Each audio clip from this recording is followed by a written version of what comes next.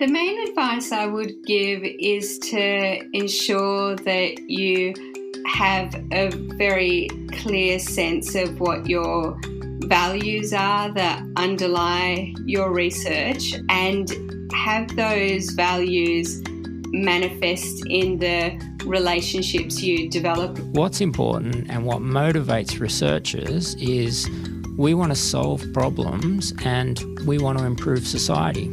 We kind of get frightened by change in higher education, and we are change resistant, it's fair to say. All changes sort of have positives and negatives, but to me, the shift towards thinking about the benefit of our work can only be a good thing.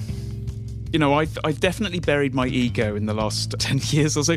I've transitioned from a talker to a listener, and I think that's also been very important. Academics know a lot, or they like to think they know a lot about their specific subjects, but I can guarantee there's other people out there that know way more, and quite often where that comes from will surprise you.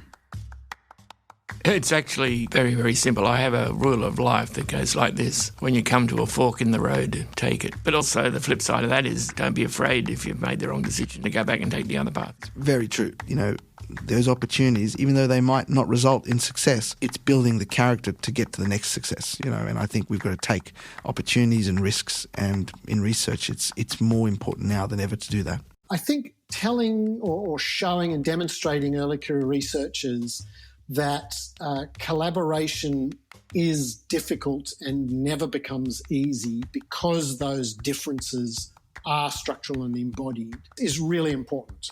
It takes time. It takes nothing but time. You need to work hands in hands with the end users. So it's an ongoing thing. It's not just a one transaction.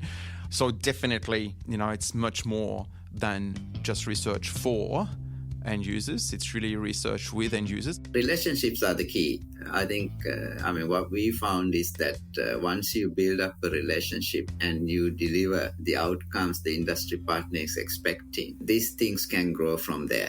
It's trite to say it, but I really get so much strength from the communities. You know, I pick up the phone and talk to one of our community members about what their kids are doing or something, and I feel a part of a community. I see how they're living their lives, and we've been a part of that. And there is a sense that makes you feel like you're grounded and you belong and people respect you, and there's a space where people appreciate who you are and value what you've done. I think the future of research and the future of the higher education sector is such that that's not just a recommendation, it's not just a good thing to do. I think it will be increasingly an essential thing to do.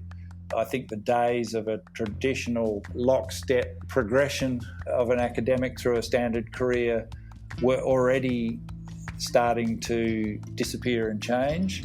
In the post-COVID era, I think that's going to accelerate. Obviously, the higher education sector, particularly in Australia, is suffering from a significant shakeout as a result of COVID. We've yet to see how that will emerge, but hopefully we will not lose the importance and the need for researchers and for academics to engage with the issues and problems that we need to face in the world, including of COVID, but also the broader sustainability issues, equity, justice, environmental degradation, climate change. All of these things